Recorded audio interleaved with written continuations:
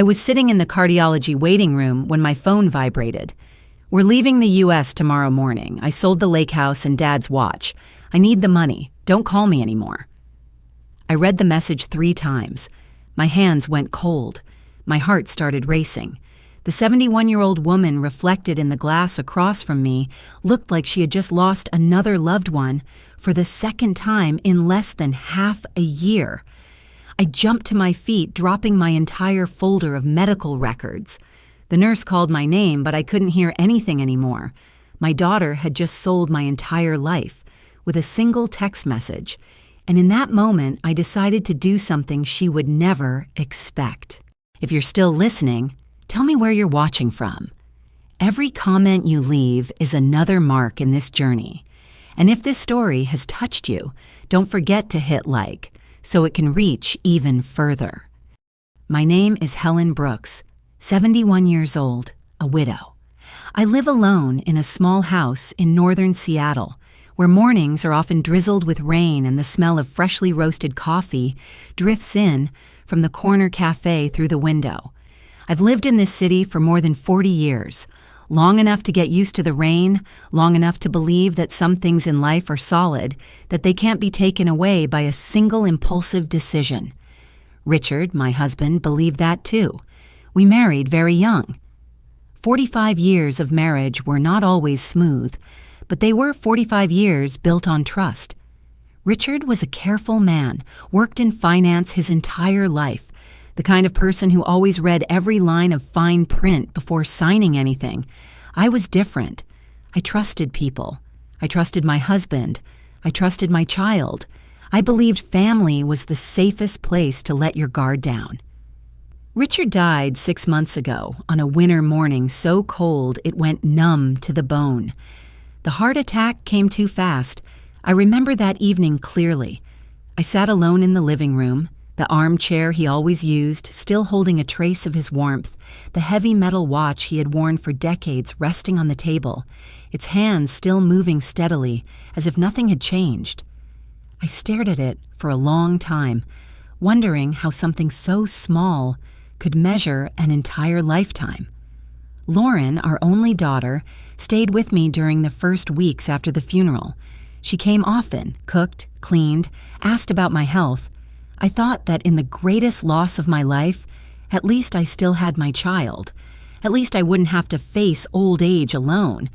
Until that message. In the waiting room that day, everything around me continued as usual. An elderly couple whispered about test results. A middle-aged man read the newspaper. The number calling machine beeped steadily, and I sat among them, suddenly feeling like an outsider, as if I had just been pushed out of the world I knew.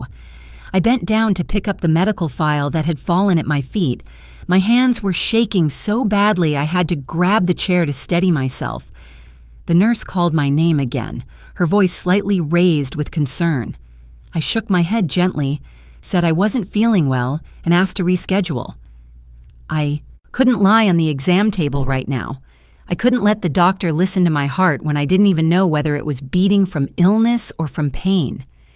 After leaving the clinic, I sat down on a bench in the hallway, breathing deeply like someone about to faint.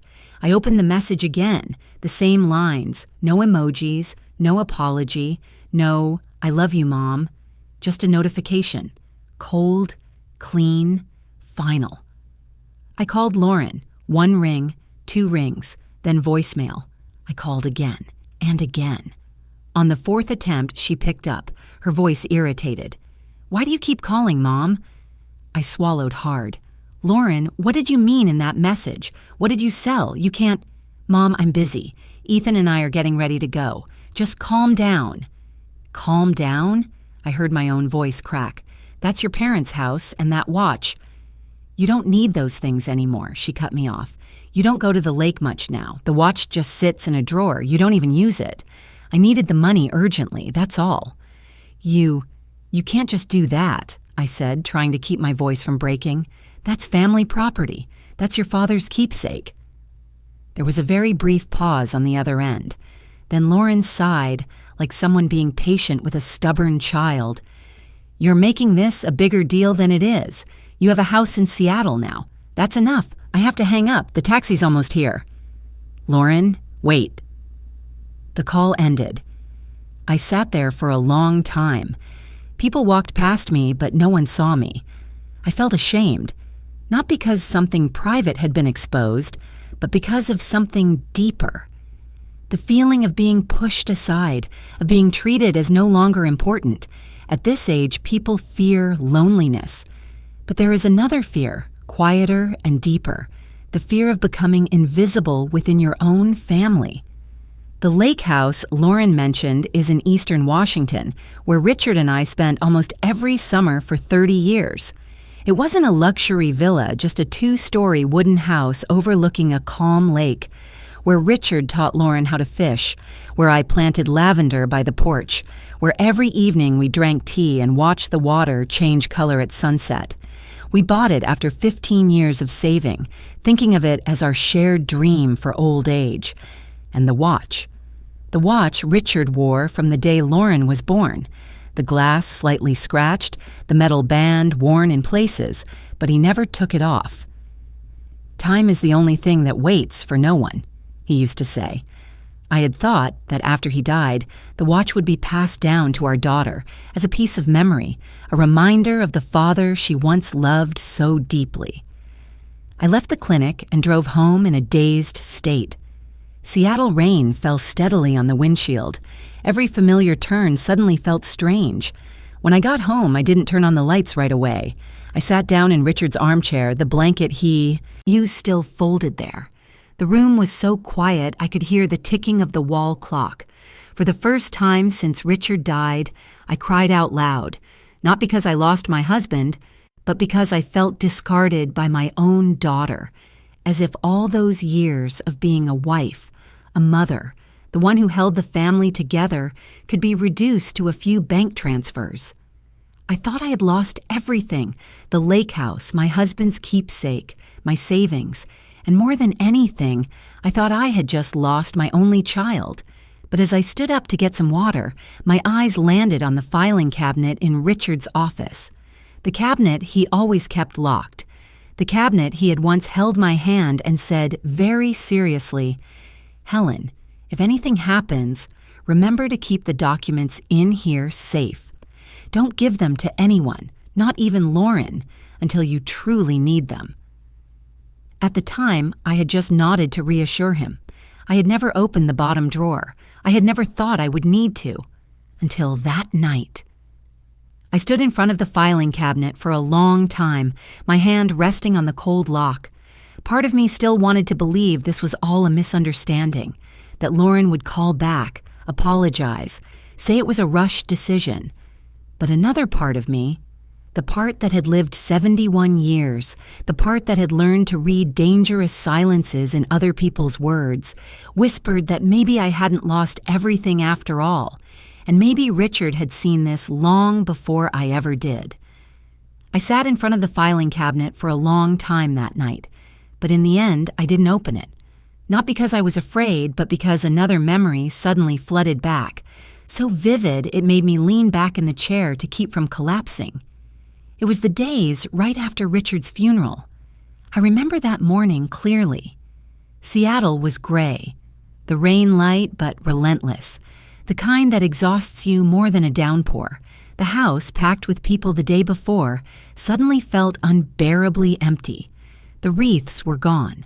The condolences had been spoken. All that remained was me and an endless silence. Lauren arrived early. She wore a light beige coat, her hair neatly tied back, little makeup on her face, but she looked exhausted. When she stepped inside, she hugged me tightly. It had been a long time since I'd felt that hug, familiar yet distant, warm yet painful. "Are you okay, Mom?" she asked softly, full of concern. I nodded, though I was not okay at all. I don't remember what I said during those days. Everything felt like it happened behind a fog. I barely ate, barely slept, and kept forgetting the simplest things. At one point, I stood in the kitchen unable to remember why I had opened the refrigerator. Lauren stayed almost the entire day. She cleaned, gathered papers, sorted mail, sometimes making me a cup of hot tea and placing it in my hands the way Richard used to. Each time, my nose burned with unshed tears. I thought my daughter was stepping in for her father, taking on what he had left behind. That afternoon, as I sat in the armchair staring out the window, Lauren brought me a stack of papers. She placed them neatly on the coffee table and sat across from me, her eyes so gentle that I felt no suspicion at all. "Mom," she said, "I think we should organize the paperwork. Dad is gone and you can't leave things messy like this. These are just some asset management forms, so I can help you handle things and you won't have to worry." I looked at the papers, then at Lauren. In that moment, she looked exactly like the little girl who used to bring her homework to us, eyes full of hope. I didn't ask questions. I didn't have the strength to. "You're doing this for me?" I asked, my voice hoarse from crying. Lauren nodded. "Yes, you just need to sign. It's only a formality. I'll take care of everything." I remember clearly how it felt to hold the pen. My fingers trembled, not from cold, but from exhaustion. Exhaustion from grief, from loss, from thinking. I flipped through a few pages, dense with legal terms that Richard always used to read for me. My head was buzzing. "Are you sure this is okay?" I asked, more out of habit than suspicion. Lauren smiled and placed her hand over mine. "You trust me, right?" I nodded, and I signed. I signed page after page. I don't remember how many signatures, only that every time I put the pen down, I thought of Richard. I thought that if he were alive, he would do this for me. And since he wasn't, I let my daughter do it. In the days that followed, Lauren continued to visit often. She asked what I needed, reminded me to take my medication on time, even stayed overnight a few times because she was worried I'd be lonely. I thought that in this loss, at least I still had my child, until the message in the cardiology waiting room. All the scattered pieces suddenly fit together in a painfully clear way. Those signatures, the stack of papers, the phrase, "just a formality," and now the lake house and Richard's watch being sold, legally. That night, after crying myself dry, I called Lauren again. This time she answered immediately, but her voice was completely different. No gentleness, no concern. "Why are you still calling?" She sighed. "It's all done." "Lauren," I said, forcing my voice steady, "the papers you had me sign after the funeral, what were they?" There was a pause on the other end. Not long, but long enough for me to know I had touched something real. "I told you asset management paperwork," she replied, less patient. "You signed them." "Management or power of attorney?" I asked, my heart pounding so hard I had to sit down on the bed. Lauren didn't answer right away. Then she said casually, as if stating the obvious, "Full power of attorney, otherwise I couldn't do anything." I closed my eyes. A wave of dizziness hit me. "You used that power to sell the house and Dad's watch?" "Yes," she replied without hesitation. "I had the legal right. You signed." I bit my lip. What I felt wasn't just pain, it was humiliation. Humiliation that I had let myself end up here. Humiliation that I had trusted my daughter completely at my weakest moment. "Do you know what state I'm in right now?" I asked, my voice shaking. "I just lost your father. I wasn't in my right mind to read those documents." Lauren was silent for a few seconds, then said, "I know you're sad, but that's unrelated. Everyone has to keep living, Mom." That sentence froze me. Not because of what it said, but because of how it was said. This wasn't a daughter comforting her mother. It was a stranger cutting off emotion. I sat there with the phone pressed to my ear, feeling a vast distance open between Lauren and me, a distance I had never noticed before. When the call ended, I looked around the room. Familiar objects suddenly felt foreign. I realized that Lauren's care after the funeral might not have come purely from love. It might have been part of a plan prepared in advance. The thought made me shudder. I remembered Lauren's eyes when she handed me those papers, the gentle smile, the trusting touch. all of it now replayed in my mind like a carefully staged performance. And I, drowning in grief, had walked onto that stage without knowing it. For the first time in my life, I was afraid of the child I had given birth to, not afraid of further harm that had already happened, but afraid because I realized I no longer knew who my daughter was. The child I once carried, taught to walk and speak, trusted to be my emotional anchor in old age, could calmly take the most precious things from me and call it necessary. I sat in my bedroom for a long time that night, the soft yellow lamp casting light on our wedding photo on the wall. Richard was smiling in the picture, that familiar smile tightening my chest. "You knew this would happen, didn't you?" I whispered, as if he could hear me. And for the first time, I began to wonder, if Richard had been so careful his entire life, would he really have left everything in our daughter's hands, based solely on a few signatures from a woman shattered by grief? The next morning, I woke up early despite barely sleeping. Seattle was still gray, misty rain clinging to the front steps. I made a cup of coffee but only managed a few sips before setting it down. One thought filled my mind. I needed to know what I had left, not to plan the future, but to face the truth, no matter how cruel it was. The bank Richard and I had used for decades was less than 10 minutes from my house. I knew the route so well I could drive it without thinking. But that morning, everything felt different. I gripped the steering wheel, my palms damp with sweat, my heart pounding as if each beat dragged a stone behind it. When I stepped into the bank lobby, I caught my reflection in the large glass doors. An old woman, shoulders slightly hunched, dark circles under her eyes, barely resembling the person I was a few months earlier. When Richard was alive, he used to joke that I always stayed calm no matter what happened. At that moment, I couldn't find that calm anywhere. The young teller smiled as I handed over my card and documents, a polite, professional smile. Nothing unusual. I sat down in the chair across from her, resting my hands on the counter, trying to keep my voice steady. "I'd like to check the balances on the accounts in my name," I said. She nodded and typed quickly on the keyboard. I watched her fingers move and suddenly felt short of breath. In that moment, I still held onto a thin, fragile hope that Lauren had only taken part of it, that things hadn't gone as far as the worst possibility. The teller stopped typing. The smile on her lips slowed for a beat, then faded into hesitation. She looked up at me, and something like sympathy flickered in her eyes. "Mrs. Brooks," she said softly, "the current balance is very low." I swallowed. How low is very low? She turned the screen toward me. I looked at the numbers, my mind going blank. Nearly all of the savings Richard and I had built were gone. Large withdrawals, one after another, only days apart. The name on the transactions, Lauren Brooks. "Is there some kind of mistake?" I asked, even though I knew the question was pointless. She shook her head, her voice still carefully gentle. "All transactions were completed under a valid power of attorney. According to our records, your daughter had full authority to manage your assets."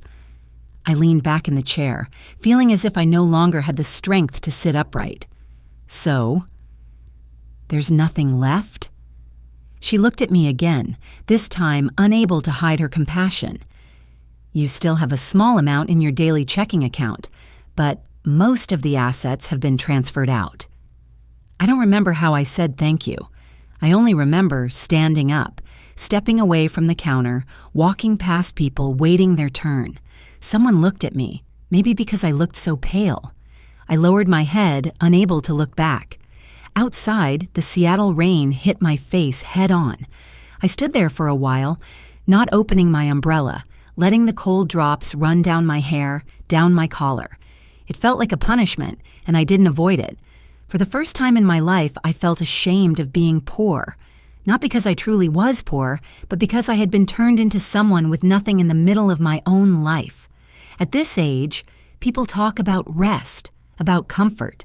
And there I was, standing in front of the familiar bank, suddenly feeling like an unnecessary burden, an old woman pushed aside when she no longer had any use. I drove home in a numb haze. Every sound around me felt distorted. Traffic lights, car horns, everything blurred past. When I got home, I sat down in Richard's armchair, the same chair I had sat in for so long the night before, and this time, I didn't cry. I just sat there, hands on my knees, staring straight into empty space. Abandoned old age isn't loud. It doesn't arrive with shouting or shoving. It comes quietly, with a text message, a signature, a line of numbers at the bank. And when you realize it, you're standing alone in a familiar room, wondering where you're supposed to go next. That afternoon, I decided to find a lawyer, not because I was sure I would win, but because I couldn't sit still. I searched online and chose a small law office near downtown. The lawyer was young, only a few years into practice, described as handling civil cases and family assets. His office was on the second floor of an old building. The staircase was narrow, the yellow light dim. I climbed each step, feeling as though I were walking backward through my own life, returning to the starting point of helplessness. The young lawyer's name was Mark. He stood up to shake my hand when I entered. He looked very young compared to me, probably around Lauren's age. His eyes were serious, not overly eager, and that made me feel slightly more at ease. I told him everything, from Richard's funeral to the stack of papers Lauren gave me, to the text message in the cardiology waiting room and the cold numbers at the bank. I didn't embellish or hide anything. When I spoke about signing those papers while overwhelmed by grief, my voice grew hoarse, but I didn't stop. Mark listened carefully, sometimes taking notes, sometimes nodding. When I finished, he was silent for a moment, then let out a slow breath. "Mrs. Brooks," he said, "I'll be direct. The documents you signed, if they were indeed a full power of attorney, and if there's no evidence you were coerced or legally incapacitated at the time, then from a legal standpoint, your daughter acted within the law." I closed my eyes. "So, there's nothing I can do?" "It's not that there's nothing," he said cautiously. "We could try to sue, arguing that you signed while under severe emotional distress after the funeral. But suing your own child is extremely difficult. Courts usually require very clear evidence. And even if you won, the process could take many years." Many years. I repeated the phrase in my mind. At 71, many years felt like a luxury I wasn't sure I had. I didn't know how much time remained or whether I had the strength to pursue a long legal battle. "I understand," I said quietly. Mark looked at me with sympathy. "I don't want to give you false hope. I just want you to be prepared." I nodded and stood up. When I stepped out of his office, I felt a deep emptiness. The thin hope I had carried with me there had been worn down to almost nothing. I went down the stairs, each step heavy. Outside, the rain had stopped, but the sky was still gray. I stood on the sidewalk watching people pass by. Everyone seemed to have somewhere to go, something to do, and I didn't know where I was headed. That night, I didn't turn on the living room lights. I sat in the darkness with only the street light shining through the window. Despair crept in, slowly but persistently. I thought about how I would live if I truly had nothing left. I thought about bills, medication, the years ahead, and for the first time in my life, I felt afraid of the future. It was in that moment that one of Richard's words suddenly echoed in my mind, startlingly clear. "My dear," he had once said on an ordinary evening, "never put all your eggs in one basket. Trusting people is good, but you always need an exit." I opened my eyes and looked toward the filing cabinet in Richard's office. Those words, which I once heard without much thought, suddenly carried heavy meaning. Richard wasn't a man who spoke carelessly. If he had told me to keep those documents safe, if he had spoken of an exit, then maybe this wasn't the end. For the first time since leaving the bank, I felt my heart beat differently. No longer panicked, no longer numb. Just a slow, steady rhythm, as if waiting for something to be revealed. I stood up and walked toward the filing cabinet. In my mind, Richard's words continued to echo, like a reminder, like a thin thread pulling me back from the edge of despair. I stood in front of the filing cabinet for a long time, then turned and walked toward the bedroom instead. Not because I had forgotten Richard's words, but because the memory of the envelope he left suddenly became clearer than any document in the cabinet. It was 3 days before Richard died. That afternoon, the weather was unusually sunny. Soft light filtered through the curtains and fell along the edge of the hospital bed where he lay. Richard had grown very thin, his face hollow, but his eyes were strangely clear. I sat by his bed, holding his hand, trying not to think about what both of us were avoiding. Richard softly called my name. When I leaned closer, he pulled a dark brown envelope from under his pillow, thick paper carefully sealed along the edges. He placed it in my hand and held it tighter than necessary, as if afraid I might let go. "Helen," he said slowly, his voice weak but steady, "put this in your jewelry box. Don't let anyone see it." I was surprised. "What is it?" He looked at me for a long time. That look wasn't from someone about to leave, but from someone trying to protect something for the future. "Only open it when things go wrong," he said, "when you feel like you're no longer in control." I was about to ask more, but Richard gently shook his head. "I hope you'll never have to open it."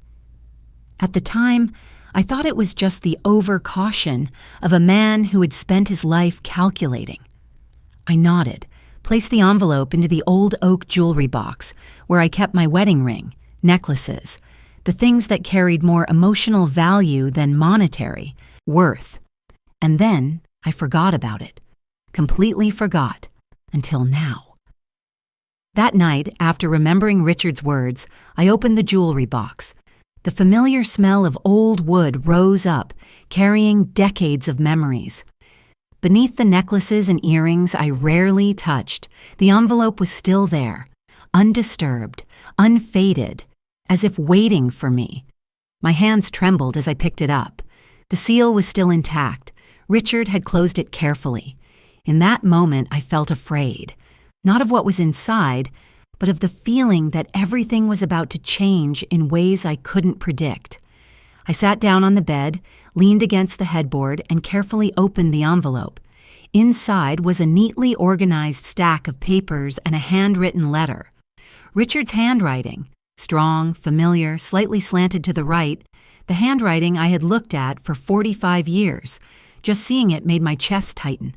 I opened the letter first. "My beloved Helen." The first line blurred my vision. "If you are reading this, it means I am no longer by your side, and perhaps what I feared has come true." I took a deep breath, steadying myself, and kept reading. Richard wrote that, over his lifetime of work, he had learned one thing. Not every risk comes from outside. Some risks live within the family, within relationships that seem the safest. He didn't write much, didn't explain at length, only that he had observed Lauren for many years, and there were things that kept him from feeling completely at ease. "Love for a child is not blind," he wrote. "It must be paired with clarity." A sharp pain pierced my chest, not from being betrayed again, but from realizing Richard had carried this worry alone, without telling me, perhaps afraid I would be hurt, afraid I wouldn't be able to bear it.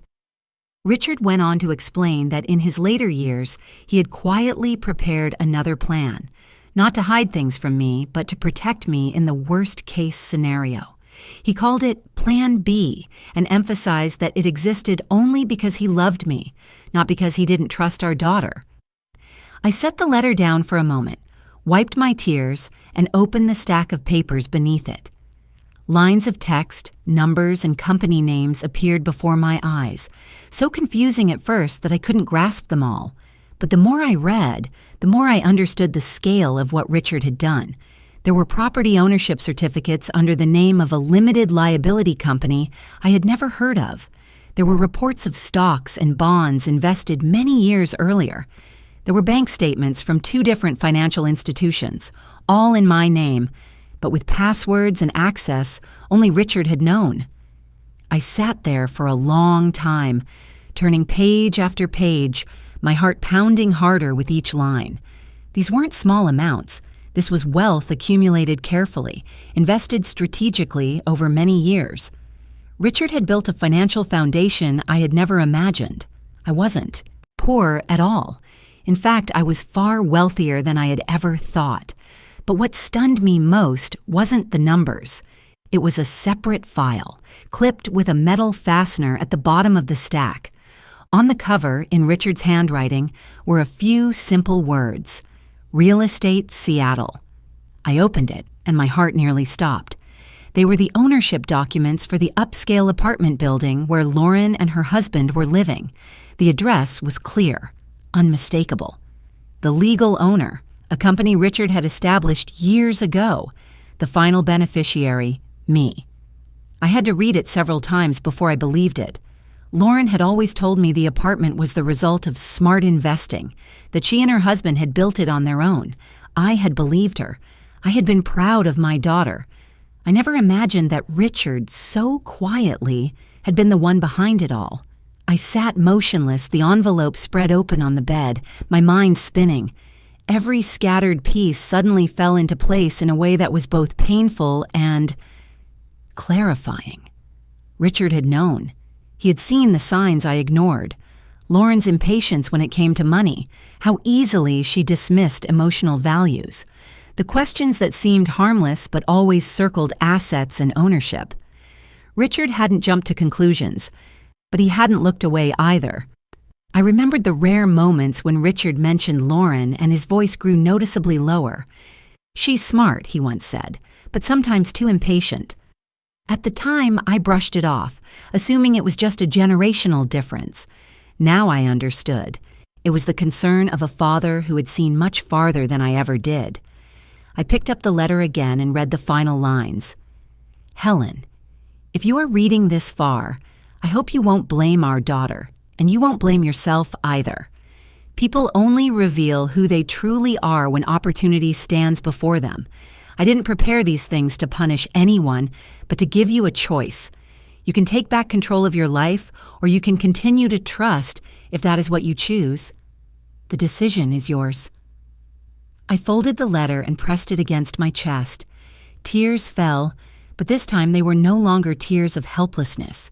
They were tears of understanding. Richard didn't leave me just assets. He left me a position, a foundation, a way out when everything collapsed. I looked around the familiar room where I once believed I had lost everything. The darkness was still there, but it no longer pressed down on me. Inside me, another feeling began to take shape. Not anger, not quite resolve, but a cool, steady clarity. I understood that if Richard had gone this far to protect me, then my role was not to fall apart. And if Lauren had chosen her path, then I would have to choose mine. I carefully gathered the documents, slipped them back into the envelope, and returned it to the jewelry box. My hands no longer trembled as they had when I first opened it. My heartbeat was slow, even, certain. That night, I didn't go to sleep right away. I sat by the window, watching the rain begin to fall again on the rooftops of Seattle.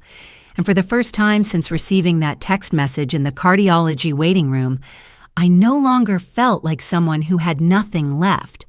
Richard had seen through our daughter very early on, and now it was my turn to face that truth head on. The next morning, I woke up earlier than usual, not because I couldn't sleep, but because my mind felt strangely clear. The dizziness and panic of the previous days had receded, replaced by something else, cold, sharp, and solid. I brewed coffee and opened the curtains, letting Seattle's pale gray light flood the room. Everything was the same as before, yet inside me, a new order was forming. I called Daniel Wright that very morning. Daniel had been Richard's personal lawyer for more than 20 years, a man in his early 60s, hair graying early, voice low and unhurried, the kind of person who never spoke more than necessary. Richard trusted him completely. I remembered once joking that if the whole world lied to us, Daniel would be the last person left telling the truth. When I said my name, he was silent for a few seconds on the other end of the line. "Helen," he said finally, his voice lowered, "I suppose you've opened the envelope." I closed my eyes. "You knew?" "I didn't know when," he replied, "but I knew you would call." We arranged to meet at his office that afternoon. I carried the brown envelope with me, placing it carefully in my handbag as if it were something precious. On the way there, I didn't feel the trembling I'd felt going to the bank or the young lawyer's office the day before. This time, I knew where I was going. Daniel's office was in an old building near downtown. Unassuming, no flashy sign. Inside, everything was tidy to the point of simplicity. Daniel stood when I entered and shook my hand firmly. "You look different," he said, meeting my eyes. "I feel it too," I replied, and it wasn't just politeness. I handed him the envelope. Daniel opened it and reviewed each document, each statement, each certificate. He didn't look surprised, only nodded occasionally as if confirming something he had known for a long time. "Everything is legal," he said at last, sliding the papers back toward me. "Richard handled this very carefully. No gaps." "The building where Lauren is living?" I asked, even though I already knew the answer. "Belongs to you," Daniel said firmly, "completely and without dispute." I took a deep breath. Part of me still wasn't used to hearing it spoken aloud. "So, what Lauren did?" Daniel leaned back in his chair, fingers interlaced. "Legally speaking, your daughter exploited the power of attorney you signed. But you have the right to revoke that authority at any time. And for the assets beyond her reach, you have full control." I looked down at my hands. They were old, skin-thin, blue veins visible, but I no longer felt they were as weak as before. "I don't want to make a scene," I said. "I don't want loud lawsuits or neighbors gossiping." Daniel gave a faint smile. Richard thought the same way. We agreed almost immediately on one thing: silence. No confrontation, no warnings, no accusations, not yet. Everything would be handled through documents, signatures, and time. Daniel began drafting the necessary paperwork. The first step was revoking the power of attorney I had given Lauren, a concise, clear document that would take effect as soon as it was notarized and delivered to the relevant parties. Daniel assured me Lauren would no longer be able to conduct any transactions on my behalf. Next came transferring full control of all accounts, properties, and investments back into my name, exactly as Richard had arranged. Daniel handled each step quietly and efficiently, leaving no unnecessary trace. All I had to do was sign, and this time I read every line, every word, slowly and fully aware. "There's no need to rush," Daniel said when he saw me pause over a paragraph. "We have time." Strangely, hearing that almost made me smile. For days, I had lived with the feeling of being cornered, as if time were working against me. Now, for the first time, I felt like I was setting the pace. We also prepared a legal notice for Lauren, not a personal letter, not an explanation, just an official document stating that the power of attorney had been revoked and that any further transactions involving my assets were no longer valid. Daniel suggested we not send it immediately. "Let her continue her trip," he said. "The longer, the better." I understood. Lauren was somewhere out there, enjoying the money from selling the lake house, the money from Richard's watch, perhaps sitting on a sunny beach, believing everything was settled. I didn't want to shatter that illusion just yet. Leaving Daniel's office, I felt a strange calm, not triumph, not bitterness, just calm, like straightening a crooked table without anyone noticing, knowing only I could feel it stand firm again. In the days that followed, I continued living as before. I went grocery shopping, greeted neighbors, answered polite questions about how Lauren was doing lately. I smiled and said she was taking a few weeks off to clear her head. No one suspected a thing. I was still Helen Brooks, the quiet widow, living modestly, perhaps a little pitiful in others' eyes. In the evenings, I sat in the living room, turned on Richard's old table lamp, read or listened to the radio. Sometimes I looked at the empty space in the armchair across from me where Richard used to sit, and I silently thanked him, not for the assets, but for the preparation. He hadn't left me defenseless after he was gone. Lauren texted occasionally, not much, just a few short messages, about the trip, the hotel, the new opportunities Ethan was discussing. I replied slowly with neutral sentences, no accusations, no probing questions. I knew every reply reinforced the image Lauren trusted, a mother who had accepted her fate. It was strange how easy it was to play myself, but a weaker, more helpless version, maybe because I had lived in that role for weeks already. Lauren didn't notice the change because it didn't need to be visible. Daniel called regularly to update me. Everything was proceeding according to plan. Accounts secured, assets transferred, documents ready, waiting only for the right moment. "Are you sure you want to wait?" Daniel asked during one call. "We can send the notice at any time." "I'm sure," I said. "I'm not in a hurry." In truth, I was waiting for Lauren to return, not because I wanted to witness my daughter's collapse, but because I believed some lessons can only be learned when someone touches the ground again after flying too high. One night, I stood by the window, watching city lights reflect on rain-slick streets. I thought of the early days of my marriage to Richard, when we had almost nothing except the belief that if we worked hard and lived decently, things would turn out fine. I thought of Lauren as a little girl, holding my hand on the way to school, believing I could fix everything. Now, I wasn't seeking justice through tears. I wasn't begging. I wasn't complaining. I chose the path Richard had left for me, the path of silence, law, and patience. And in that silence, I knew something had begun to shift beneath the surface. That morning, Seattle's sky was a dense gray like frosted glass. I was in the kitchen pouring hot water into the teapot when the doorbell rang. Not the hesitant ring of a delivery person, nor the familiar rhythm of a neighbor. It was urgent, insistent, as if the person outside feared that if they stopped for even a second, their entire world would collapse. I knew immediately who it was. I didn't rush. I set the teapot down, dried my hands with the old cloth Richard used to use, and then walked slowly to the door.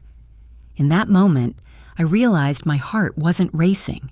No trembling, no nerves, just a strange stillness. When I opened the door, Lauren was standing there.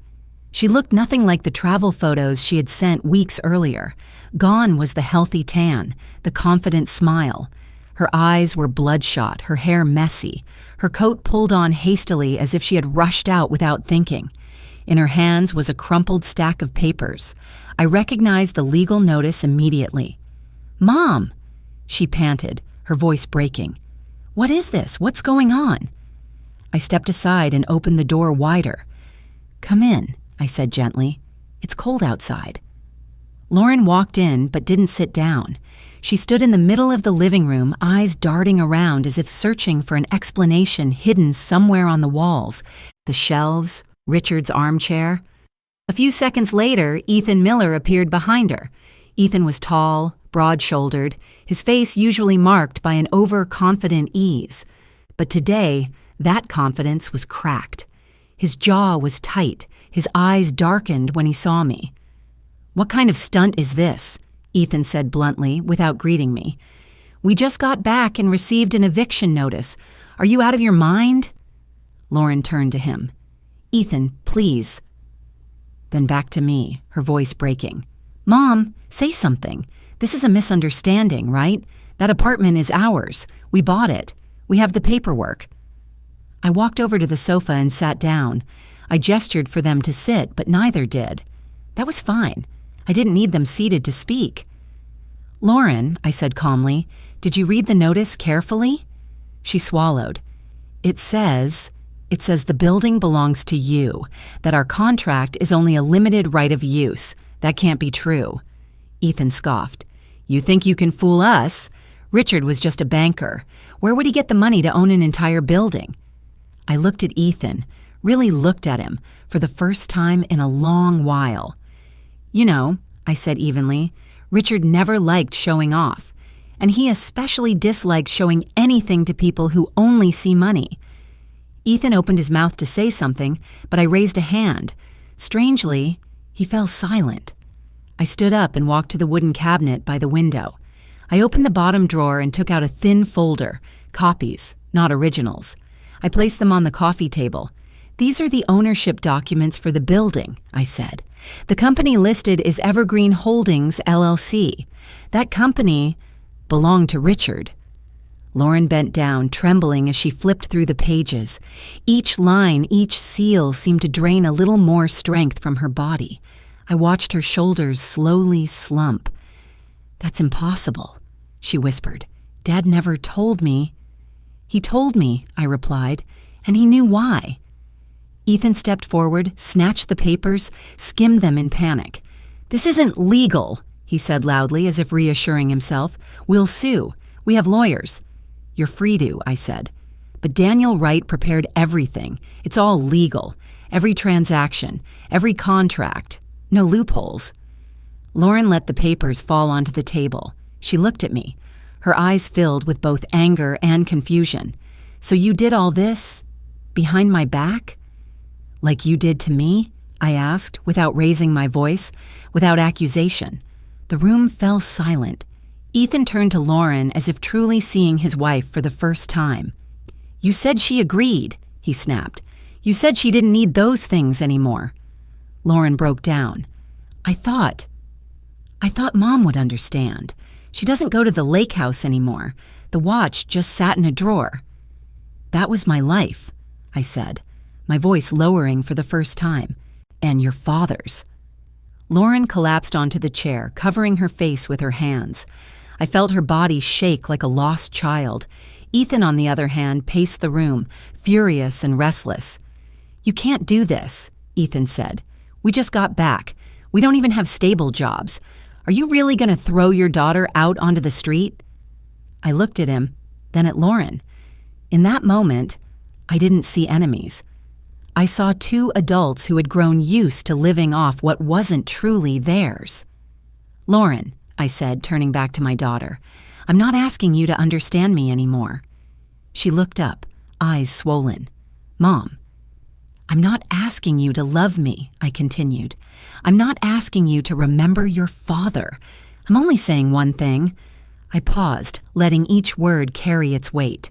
"You will have to leave." Ethan spun around. "No way." "Within 30 days, I said clearly, as stated in the legal notice. No sooner, no later. Lauren shook her head again and again. "Mom, please, I was wrong. I didn't know it would end like this. I just thought—" "You thought about yourself," I said, "not about me." Silence fell again, heavier this time. Lauren looked around the room where she had grown up, where laughter once filled the air, then back at me. Not the mother who always shielded her, but a woman standing firmly on her own feet. Ethan exhaled sharply, as if realizing they had lost everything they thought was secure. He grabbed Lauren's hand. "We're leaving," he said. "We won't let this go." Lauren stood up slowly. Before stepping outside, she turned back to look at me one last time. "Mom, are you really going to do this?" I nodded. "I already have." The door closed. The sound wasn't loud, but it echoed through the house for a long time. I stood still for a moment, one hand resting on the back of the sofa. I felt no victory, no satisfaction, just a marker, a moment I knew would define something. For the first time in my life, I had not bowed my head to the child I gave birth to. Outside, the rain began to fall softly. I returned to the kitchen and poured myself tea. It had cooled slightly, just warm enough. I held the cup with both hands, looking out the window, knowing that everything had moved into a different chapter. After Lauren and Ethan left my house in chaos, the place grew so quiet it felt almost hollow. Not the pleasant kind of quiet, but the kind where you hear every tick of the clock, every gust of wind through the trees outside. I lived in that silence for a few days, not calling Lauren, not answering any of her calls either. Daniel confirmed that all legal procedures were proceeding as planned. No formal appeals had been filed. Ethan had contacted a lawyer, but soon after, everything went quiet. I knew they were panicking. 3 days later, Lauren returned. This time, she came alone. I was in the backyard trimming the lavender. Bushes Richard had planted years ago when I heard a car stop by the gate. I didn't turn around right away. I kept working, slowly, steadily. Only when I heard familiar footsteps on the stone path did I straighten up. Lauren stood there, hands clasped together, shoulders slightly shaking. The tension and anger from before were gone. In their place was a visible exhaustion, as if she had cried so much there were no tears left. "Mom," Lauren said softly, hoarsely, "can I talk to you?" I nodded and gestured for her to come inside.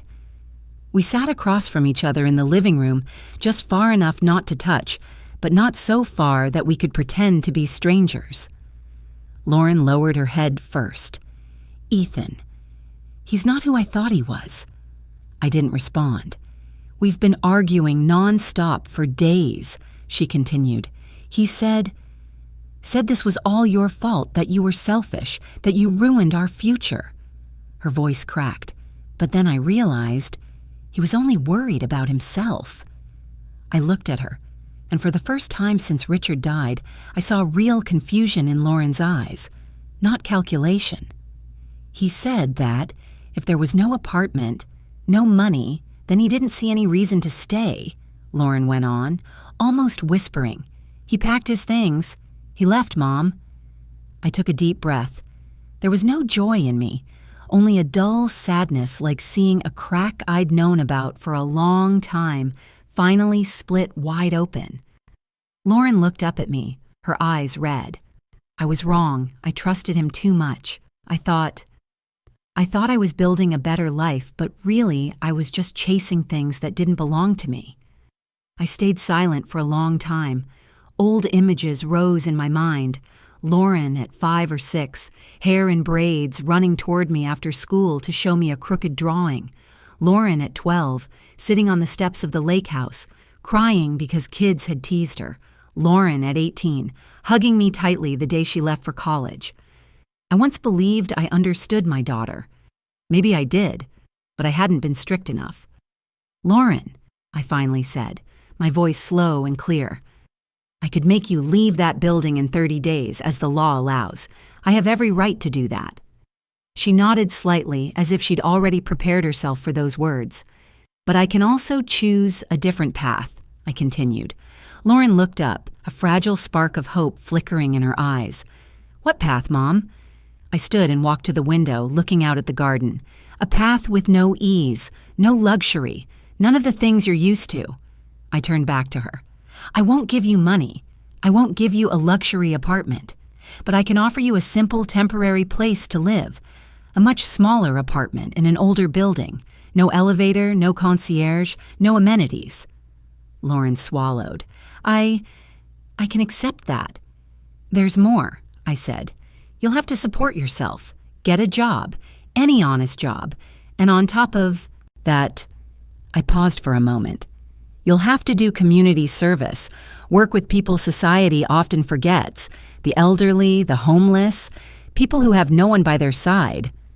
Lauren froze. "Community service? Your father used to say," I went on, "that people only truly understand their own value when they see the suffering of others. I want you to learn that, not through words, but through experience." Lauren was silent for a long time. I could see the struggle inside her. Finally, she nodded. "If that's what you want, I'll do it." "It's not what I want," I said. "It's what you need if you want to stay." Lauren let out a breath, as if a heavy weight had lifted. "What about Ethan?" she asked softly. "Ethan has made his choice," I replied. "I'm not stopping him, and I won't decide that for you." Lauren lowered her head. He said he won't live that way. He said that's not the life he wants." I nodded. "Then he leaves." Lauren closed her eyes, tears streaming down her face. "I don't want to go with him." That sentence landed between us, heavy but clear. I looked at her, not the proud woman who sold her mother's assets, but someone standing at a crossroads, stripped bare and fragile. "You have time to think," I said, "but I won't change the conditions." Lauren stood and stepped toward me. She hesitated for a second, then wrapped her arms around me. The hug was loose, cautious, as if she feared I might push her away. I didn't. I placed my hand on her back, gentle but firm. "I'll stay," Lauren whispered, "alone." When the door closed behind Lauren as she left to pack her things, I sat down, a wave of exhaustion washing over me. Not exhaustion from winning, but from choosing. I had chosen neither cold justice nor total abandonment. I had chosen a harder road for both of us. Outside, the afternoon light settled over the garden. I thought of Richard, of what he might say if he could see me now. Perhaps he wouldn't say much, just smile, as he always did, trusting that I had chosen correctly, not for immediate peace, but for something that might redeem a human being. Lauren moved into the new apartment on a cloudy morning. I didn't go with her, not because I didn't care, but because I knew there are first steps that, if I stand beside her, she'll never truly take. The apartment was in the southern part of the city, in an old 3-story building built in the 1970s. No lobby, no thick carpets or expensive perfume, just a narrow hallway, dim yellow lights, and the harsh clang of metal doors closing. Lauren called me after setting down her single suitcase on the floor. "Mom," she said, trying to keep her voice steady, "I'm here." "Are you okay?" I asked. There was a very brief silence. No amenities, but okay. I knew that wasn't okay in the way Lauren once understood it, but it was a beginning. Lauren's first days were heavy. She had to learn things she'd never paid attention to before. Taking the right bus, comparing prices at the grocery store, writing down every small expense. I didn't give her money. I only paid the rent for the apartment as agreed. The rest was her responsibility. Lauren found a part-time job at a nearby medical supply store. The work wasn't glamorous, the pay just enough to live on. I didn't ask much. I only heard Daniel mention that Lauren had signed a 6-month employment contract, and that alone was a sign to me. But the real change began when Lauren stepped into the nursing home. St. Margaret's Nursing Home sat on the edge of the city. A low building painted a faded cream, surrounded by a wooden fence and a few old maple trees. I'd been there a few times years earlier, attending small charity events with Richard. I remembered the smell of disinfectant mixed with hot tea and a strange kind of quiet. Not because there were no people, but because there was no one to talk to. Lauren began volunteering 3 days a week, exactly as I'd required. She wasn't given easy tasks. The manager assigned her to daily assistance, pushing wheelchairs, reading letters, sitting and listening to the elderly tell their stories, sometimes just sitting quietly beside them. The first evening after volunteering, Lauren called me. Her voice was hoarse and tired. "Mom," she said, "I didn't think it would be like that." "Like what?" I asked. "The people there." Lauren slowed, searching for words. "They're not poor. They don't go hungry.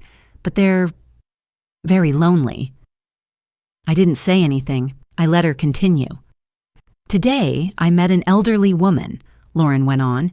"She showed me an old silver bracelet. She said it was a birthday gift from her son 15 years ago.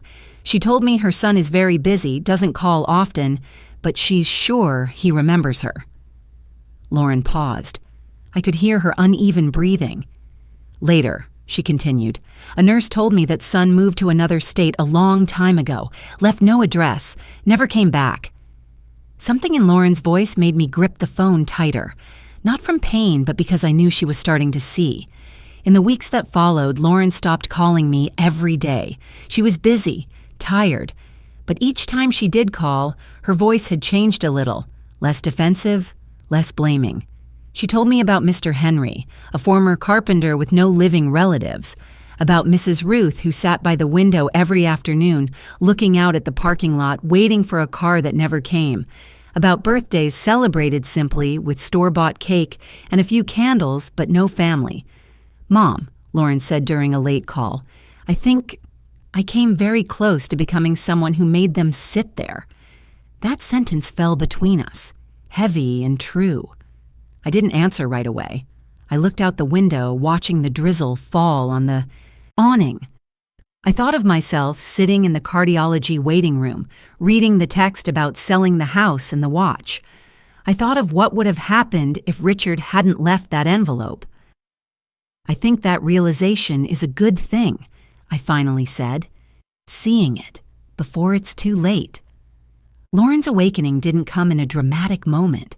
It came slowly, day by day, through repetitive tasks, through old stories told again and again, through eyes filled with hope and then disappointment. She began staying at the nursing home longer than required. No one asked her to. She chose to. Sometimes just to listen to an old song playing from a crackling radio. Sometimes to reread a letter that had already been read hundreds of times. I didn't know these things because Lauren bragged. I knew because one day the facility manager called me. "Mrs. Brooks," she said gently, "I just wanted you to know, your daughter takes this work very seriously. She's not just going through the motions." I thanked her and hung up, my chest filling with a feeling I couldn't quite name. I didn't interfere. I didn't call to advise. I didn't show up unexpectedly.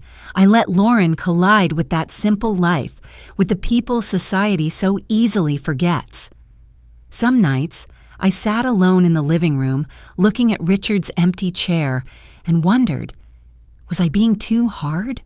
Was I punishing my child more than necessary?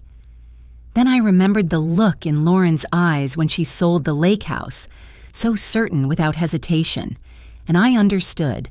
Some collapses are necessary, not to destroy, but to rebuild from a true foundation. Hope didn't flare brightly inside me.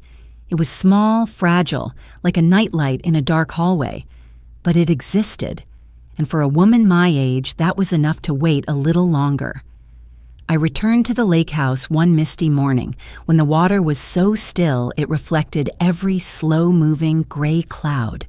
The narrow road leading in was covered with wet maple leaves, the air mixed with the scent of damp wood and wild grass.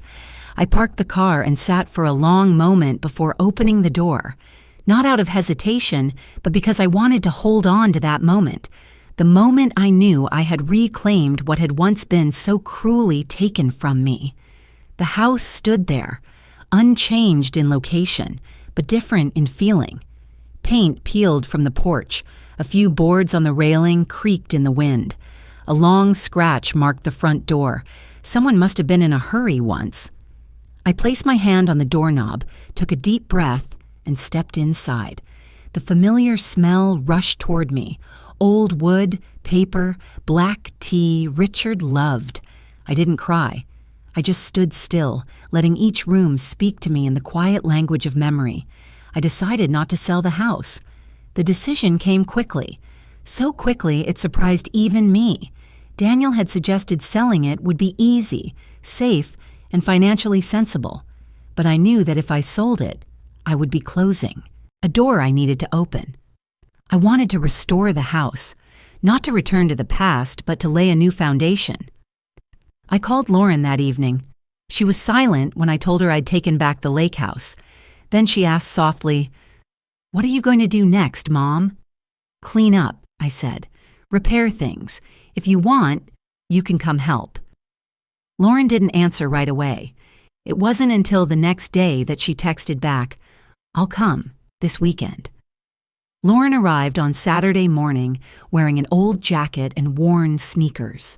No suitcase, no designer items, just a small backpack. I watched her step out of the car and stand in front of the house, her gaze resting on the shimmering lake. She didn't speak, just let out a long breath, as if setting down something heavy she'd been carrying. We started with small tasks, clearing leaves from the porch, dusting the living room, taking down faded curtains. Lauren wasn't used to physical labor. I saw it immediately as she struggled with the leaf rake, movements awkward, hands reddening from the cold. But she didn't complain. She bit her lip and kept going. At noon, I handed her Richard's old leather gloves. Her fingers paused. "Dad's?" she asked. "Yes," I said. "He used them when fixing the back porch." Lauren put them on and nodded quietly. For the first time, I saw her work without reluctance, without being prompted.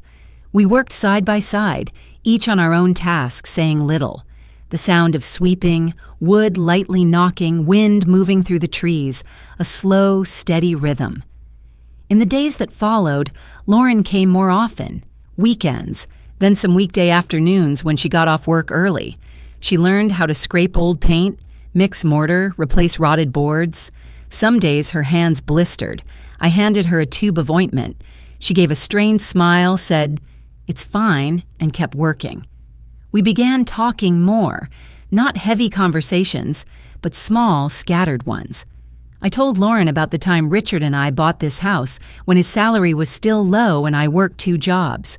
Lauren told me about the nursing home, about Mr. Henry who liked staring at the lake in a photo hanging in the hallway, about Mrs. Ruth who asked Lauren to help write a letter that was never sent. At one point, Lauren stopped and looked out at the water. "Mom," she said, "I never thought working like this could make someone feel so at peace." I didn't answer. I just smiled. Our relationship didn't return to what it once was, and I didn't expect it to. But it softened, less sharp, less guarded. Silences no longer worried me. They became comfortable. One afternoon, while we were clearing weeds behind the house, Lauren called me over. "Mom, look at this." At the edge of the property, beyond the maple trees, was a stretch of open land hidden by brush. I vaguely remembered Richard mentioning something about the neighboring plot, but I'd never paid much attention. We walked around, following an old path. The land opened up wider than I expected, flat, facing the lake, usable with a little clearing. I stood there for a long time. The wind stirred. The lake rippled softly. Lauren stood beside me, silent. "Your father once said," I spoke slowly, "that this place could be used to do something meaningful." Lauren turned to look at me. "What is it, Mom?" I didn't answer right away. The idea had been quietly taking shape in me, from the stories Lauren told about the nursing home, from the afternoons we worked side by side, from the sense of calm I felt standing by this lake. "A place for older people," I finally said, "not a nursing home. A small, warm place where they can come to stay, to rest, to look at the water and remember that they are still seen." Lauren's eyes widened. "You're serious?" "Yes," I replied. "Not big, not luxurious. Just enough for a few people to have a place to sit, windows facing the lake, a small kitchen to cook dinner." Lauren fell silent, then nodded. I think Dad would like that idea." I looked at her and saw that the eagerness for a money-making project was gone, replaced by care and sincerity. "I want to name the place after your father," I said. "Richard." Lauren swallowed. I want to help." We didn't rush. I called Daniel to ask about the legal side. The adjacent land belonged to us legally, just as Richard had arranged. Everything could begin slowly. No promotion, no loud fundraising, just doing things the right way. In the days that followed, we repaired the house while sketching ideas. Lauren took notes, drew simple layouts. I offered practical input, step-free paths, handrails, gentle lighting, things I knew because I was old and because I had seen loneliness up close. One evening, as we sat on the back porch drinking hot tea, Lauren spoke softly. "Mom, if back then you hadn't been so firm, I don't think I ever would have understood." I looked at the lake growing darker. "I didn't do it so you would understand," I said. "I did it so you would have a chance to change." Lauren nodded and said nothing more. The project named Richard began that way, not with a groundbreaking ceremony, not with speeches, just with new bricks laid on old ground, with hands once unfamiliar with labor, slowly learning a steady, honest rhythm. And for the first time since the day I read that fateful message, I stood by the lake, looked at the old house coming back to life, and knew this: Some things, once lost, never return exactly as they were, but some things with patience and honesty return in a better form. The Richard Project began operating in an early autumn. Thin morning mist covered the lake. Sunlight slanted through maple trees, turning color, reflecting off the newly installed windows of the small building behind the house. There was no large sign, no opening ceremony. Just a few wooden chairs on the porch, a gently sloped walkway with no steps, and the smell of toast drifting from the shared kitchen each morning. The first older guests came through St. Margaret's nursing home. They didn't stay long, 1 week, sometimes 2. They came to rest, to look at the water, to sleep without sirens waking them, to have someone sit with them at dinner. I didn't call the place a facility. I called it home. Lauren was there almost every day. She woke up early, took the bus to her part-time job at the medical supply store, then returned to the lake in the afternoon. I saw her in the kitchen, sleeves rolled up, chopping vegetables slowly. Saw her sitting on the porch, listening to an old man tell the same train story from his youth. Saw her making beds, wiping handrails, checking lights. No one told her to. No one took credit. She did it because it needed to be done. One evening, as we reviewed the expense ledger together, Lauren spoke very softly. "Mom, I think I want to study again." I looked up. "Study what?" "I want to study elder care," she said calmly. "Not a short course. I want to do it properly." I didn't ask why. I looked at her, at hands rougher than before, at the way she carefully recorded every small expense, and I nodded. "If you've thought it through." Lauren smiled. It wasn't reckless excitement or hollow confidence. It was steady and grounded. She applied to study again, took a more stable job at a nearby medical center. The pay wasn't high, the hours weren't easy, but Lauren didn't complain. I saw a different Lauren, not because she changed to please me, but because she had found her own rhythm. I didn't need to advise or control. I simply watched from a distance, with a kind of peace I'd never had before. Then Ethan came back. It was a cold afternoon. I was sitting in the living room, the fireplace crackling softly. The doorbell rang. Not urgent, not aggressive. I opened the door and saw Ethan standing there, thinner, wearing a dark coat, holding a knit cap. He looked at me awkwardly as if unsure where to stand. "Mrs. Brooks," Ethan said quietly, I'd like to talk." I invited him in but didn't call Lauren. I knew that if needed, she would come on her own. Ethan sat on the edge of the chair, hands clasped. "I came to apologize," he said, "for what I did, for how I spoke, for everything." I looked at him, neither nodding nor shaking my head. "Have you really thought about it?" I asked. Ethan let out a breath. "I've lost a lot," he said, and I realized I always looked for the shortest path. When it collapsed, I didn't know how to stand back up. I didn't comfort him. I didn't accuse him. I only said, "Lauren is on the porch." Ethan stood, hesitated, then went outside. I didn't follow. I stayed by the fire, listening to the wind brush the windows. Some conversations lose all meaning if I intervene. After a while, Lauren came back inside. She wasn't crying. She wasn't shaking. Her calm told me the decision had already been made. "He apologized," Ethan said, his voice breaking. "He wants us to start over." Lauren looked at him for a long moment. "I'm not going back to the old path," she said. "Not because of my mother, not because of this project, but because I'm no longer that person." "I can change," Ethan said. "Maybe," Lauren replied, "but I'm not waiting." The words weren't sharp, just final. Ethan stood there a moment longer, then nodded and left. When the door closed, Lauren stood still. I didn't step toward her. I let her have that moment. That night, Lauren sat beside me by the fire. "You don't need to say anything, Mom," she said. "I'm okay." I nodded. I didn't need to say anything. I knew. The Richard Project found its own rhythm. People came with their stories, then left, leaving behind handwritten notes, quick photos, thank you letters in trembling handwriting. I read every letter and placed them in a small wooden box. Lauren put the box on a shelf beside a framed photo of Richard. Some afternoons I stood on the porch, watching the lake change color with the light, and it felt as if Richard was somewhere nearby, not as a painful memory, but as a quiet presence. In the height of the handrails Lauren adjusted, in the way she softened the lighting, in simple choices done right. Family, I realized, isn't about holding on through money or property. Family is learning to stand beside each other without harm, giving each other the chance to make things right, without promising what can't be kept, respecting each other's choices, even when they differ from what we once dreamed. I no longer call Richard's legacy money. Money comes and goes. His legacy is a standard of decency, responsibility, of preparing for the days when you're no longer here.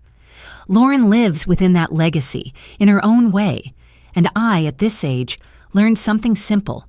Some families never return to their old shape, but if they are honest enough, they can be redefined, stronger, and more real.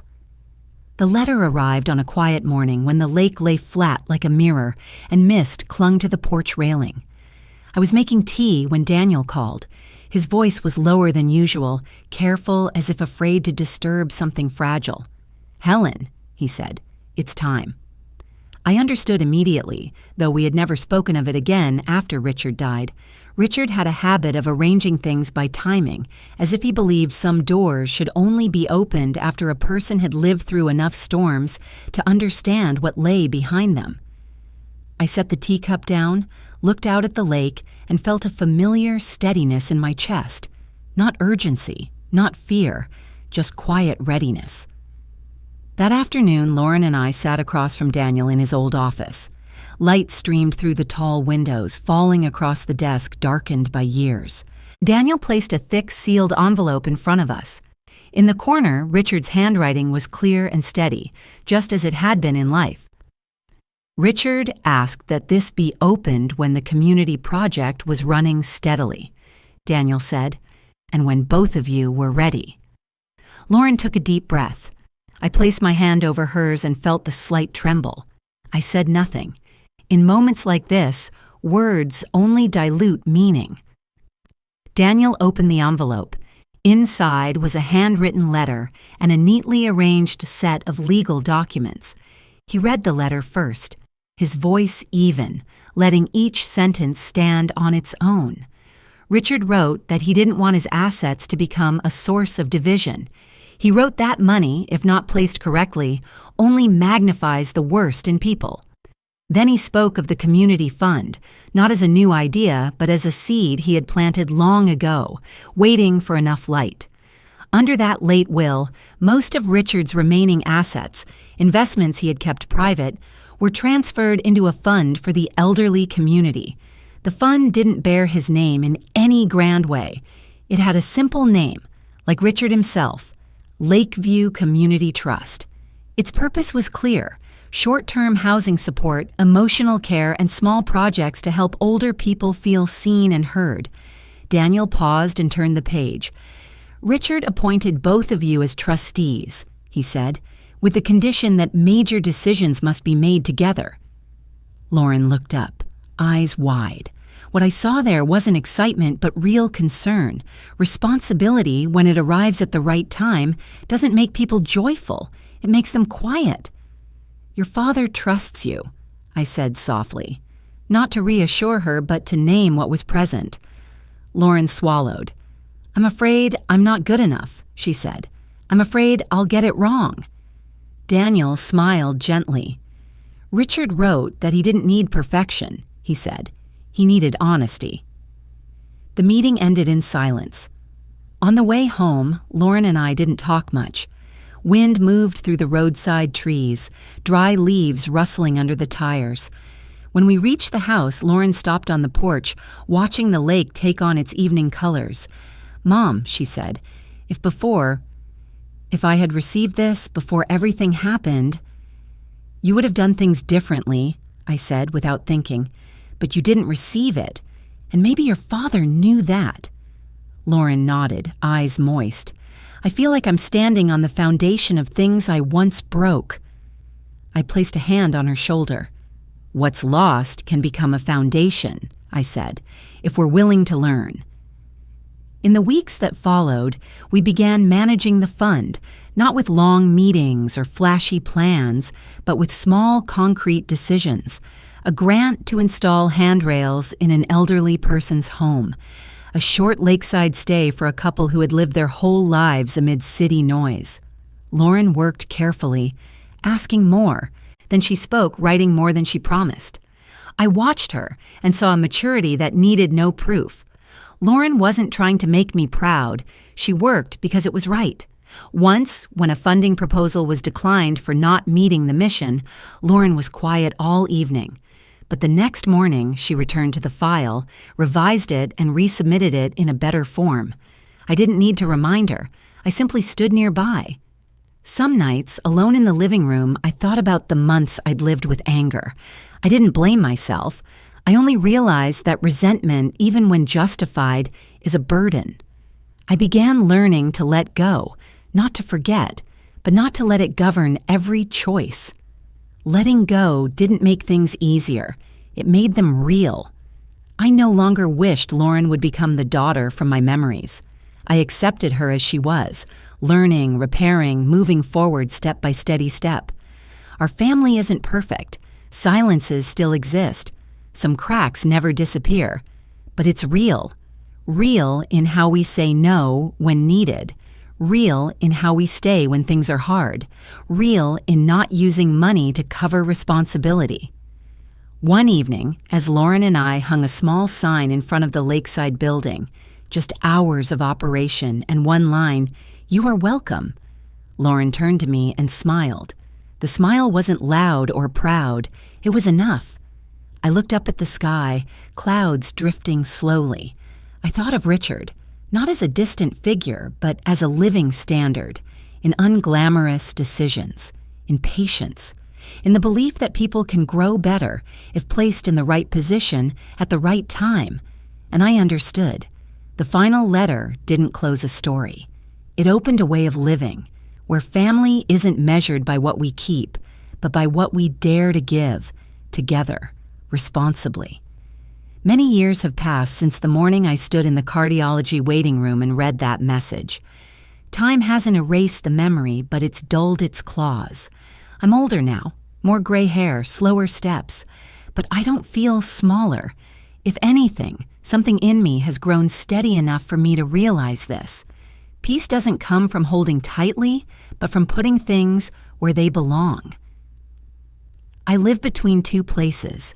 In winter months, I stay in the city, in a small apartment overlooking a familiar street where I can walk to the library, the cafe, and the weekend farmers market.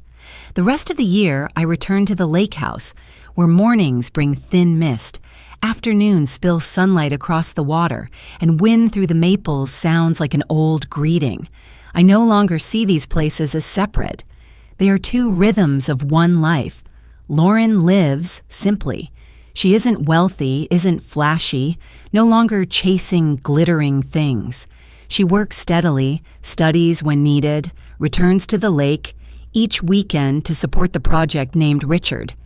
I see her on the porch talking with short-term guests, see her adjusting lamps so the light doesn't strain older eyes, see her carefully recording every small expense, every support request. Lauren doesn't work to atone. She works because she understands the value of standing on the side of people. We don't forget the past. We just don't live in it. Some afternoons, while cleaning out old storage, I still come across the box that once held Richard's watch. The watch that was sold, then bought back with trust funds as a way to close the circle. I hold it and remember the morning I received that message years ago. My hands don't shake anymore. I place the watch back in the box, close the lid, and leave it there, as a reminder, not a wound. Forgiveness, I've learned, isn't weakness. It isn't forgetting, and it isn't allowing repetition. Forgiveness is choosing not to let anger decide the future. It's setting clear boundaries and standing firmly within them. If that day I had chosen revenge, chosen to let everything collapse to satisfy pain, I might have won, but I would have lost my daughter forever. I chose the harder road, and because of that, I didn't lose her. On quiet evenings, I open my old phone and reread that message, the short, cold words that once took my breath away. I read them like a folded page in a finished book, not to accuse, not to grieve, just to remember that one decision in one moment can redirect an entire life. I'm grateful to the woman I was that day, the 71-year-old who didn't collapse, who chose law over tears, patience over retaliation. Peace came late, but it came real. It isn't loud. It lives in simple dinners, misty mornings, in Lauren's quiet laugh when an older guest tells an old story. It lives in being able to look at my daughter without apologizing to the past or fearing the future. We walk beside each other, not leaning, not blindly shielding, just close enough not to lose our way. I did not lose my daughter. I found myself again. And if there's anything worth keeping from this story, perhaps it's something very simple. When faced with betrayal, you can still choose humanity. Not to lose, but to win in a way that doesn't leave you empty afterward. Before closing this story, I want to sit with you a little longer, like two people sitting side by side as evening falls, unhurried. If you've walked with me from the very first lines, from the moment a message took my breath away to this late-found peace, I am truly grateful. Not everyone has the patience to listen to a long, slow, thoughtful story like this. Where are you reading this from? A loud city, a quiet town, or somewhere far away? Let me know. Just one line is enough. I've always believed a story is only complete when it reaches a real person, in a real place. If this story stirred a memory, an old pain, or a difficult family decision you once had to make, share it in the comments. You are not alone. Many people here have lived through silent losses just like yours. If you felt accompanied, press like and subscribe. Not for me, but for yourself, so the stories that follow can meet you again, gently and honestly, like this one. Thank you for listening all the way to the end.